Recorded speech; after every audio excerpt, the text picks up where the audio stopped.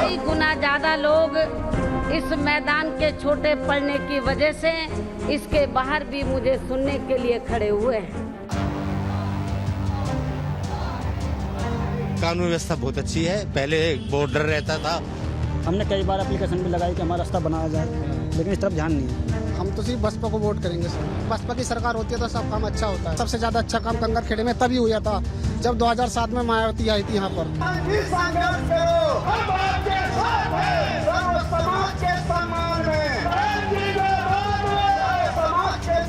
अगर अपने एक बार गली को ना सोचे ना तो हम बीजेपी सोचेंगे, पर अगर हम अपने घर को देखें, अपने गली को देखें, तो फिर हमारा ध्यान कहीं और जाता है।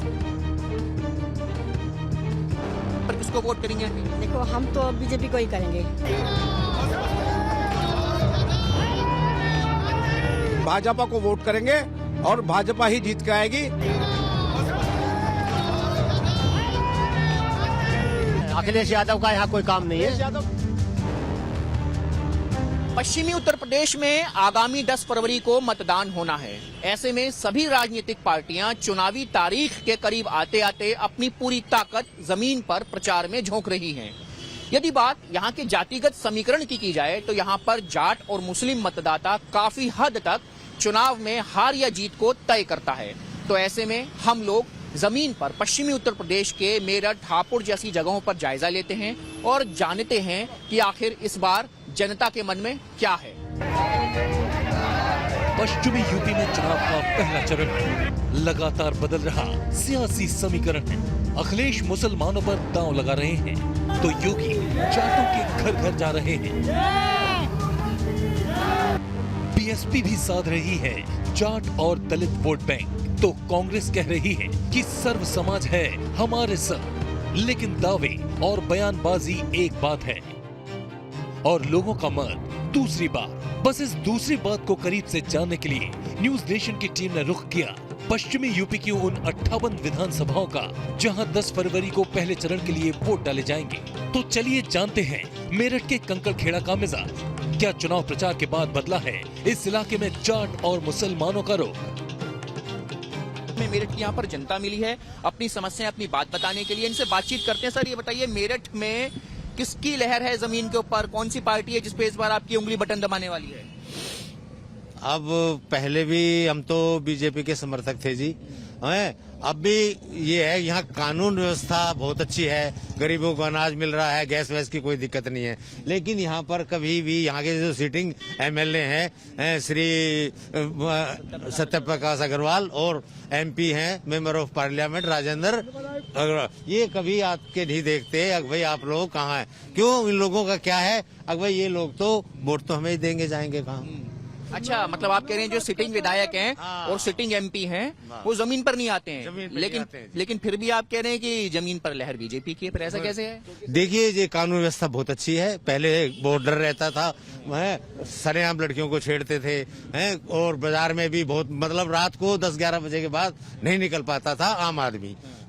तो इस बार इस काम में के लिए योगी जी बहुत अच्छे हैं। आप बताइए भाई, आप बताइए। हम ये बता रहे थे कि हमें कुछ भी प्रॉब्लम नहीं है, सरकार से अच्छा काम कर रही है, लेकिन काफी समय से उनके जो कार्यकर्ता है वो बिल्कुल भी ध्यान नहीं दे रहे इस तरफ। अच्छा, जो जमीनी कार्यकर्ता हैं बीजेपी के और जो प्रशासनिक लोग हैं वो लोग जमीन पर नहीं आते हैं, बिल्कुल भी ध्यान नहीं दे रहे हमारी तरफ। हमने कई बार एप्लीकेशन भी लगाई कि हमारा रास्ता बनाया जाए, लेकिन इस तरफ ध्यान नहीं है। अच्छा, आप लोगों की समस्याएं नहीं? इसके कारण बहुत पानी भरता है, हमें बहुत दिक्कत होती है।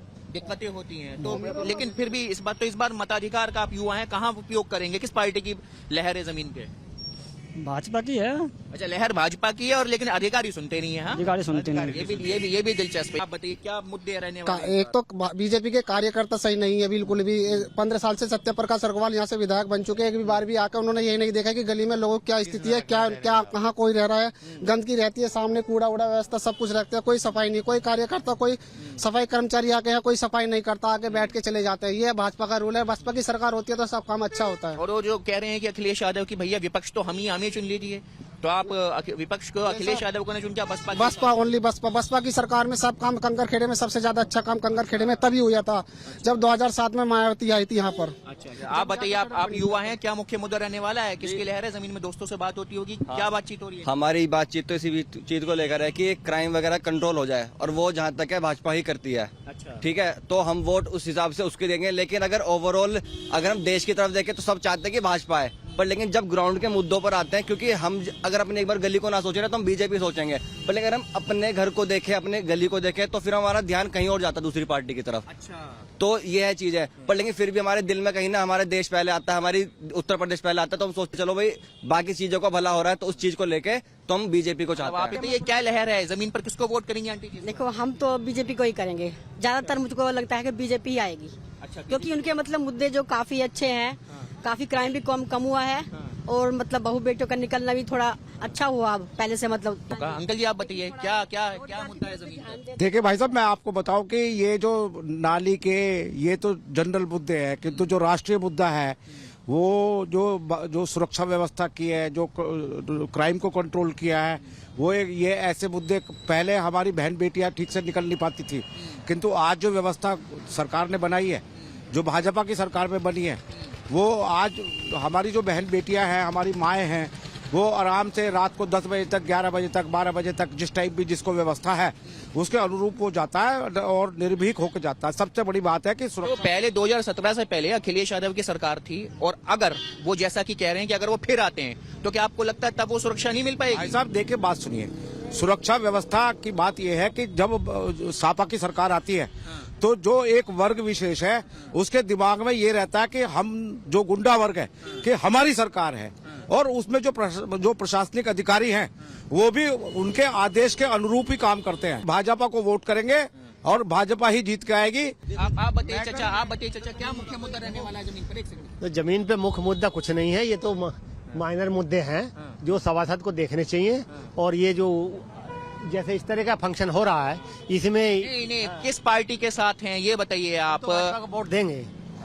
हाँ, भाजपा को। अखिलेश यादव कह रहे हैं एक बार मौका दीजिए। अखिलेश यादव का यहाँ कोई काम नहीं है, यादव तो अगले और वो तो जो है गुंडागर्दी की सरकार है।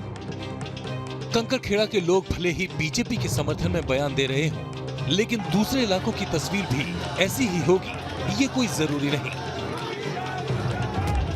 अगर होती तो एसपी गठबंधन या बीएसपी पश्चिमी यूपी पर दांव ही नहीं लगाती। ये पूरा इलाका किसान आंदोलन की वजह से प्रभावित रहा है, और इस इलाके में 27% मुसलमान तो 17% जाट मतदाता हैं। कुल मिलाकर ये दोनों 44% बैठते हैं। जिस खेमे में ये 44% वोट गया, उसकी तो मानो बल्ले बल्ले हो सकती है। अगर आंकड़ों पर गौर फरमाएं तो पश्चिमी यूपी की 76 सीटों पर मुकाबला त्रिकोणीय नजर आ रहा है। कुछ दिन पहले तक यहाँ टक्कर द्विपक्षीय नजर आ रही थी, लेकिन जिस तरह आरएलडी एसपी गठबंधन में देरी हुई, उसका फायदा बीएसपी ने उठा लिया और तगड़े मुस्लिम उम्मीदवार मैदान में उतार दिए। लोग मेरठ शहर की सीट पर मौजूद हैं। दरअसल यहाँ मुकाबला दिलचस्प है, क्योंकि मुकाबला यहाँ पर त्रिकोणीय देखने को मिल रहा है। सपा, बसपा बनाम बीजेपी का संघर्ष मेरठ शहर की जमीन पर देखने को मिल रहा है। बसपा ने यहाँ से अपने प्रत्याशी हाजी दिलशाद शौकत को यहाँ से अपना उम्मीदवार बनाया। हमारे साथ में इस समय बातचीत के लिए मौजूद है। सर ये बताइए, जमीन पर जहां हम जा रहे हैं वहां बीजेपी बनाम सपा दिख रहा है, लेकिन यहां पर हम लोग मेरठ शहर की सीट पर आए हैं तो हमें आपके पास आना पड़ गया, क्योंकि लोग जमीन पर बसपा का भी नाम ले रहे हैं। किस तरीके से आपको रिस्पांस देखने को मिल रहा है यहाँ पर? देखिए, मैं जहां भी जा रहा हूं, जब से बहन जी का टिकट लेकर आया हूं, बहन जी ने आशीर्वाद दिया है, तब से जिस धर्म, जिस समाज में भी जा रहा हूं, जिस बिरादरी में जा रहा हूं, वहाँ हर जगह मुझे सम्मान मिल रहा, बहुत तगड़ा करके स्वागत किया जा रहा है। ये लोगों का प्यार है, क्योंकि 10 साल जब मैं पार्षद रहा हूँ तो उसमें मेरे विकास कार्य लोगों ने देखे हैं।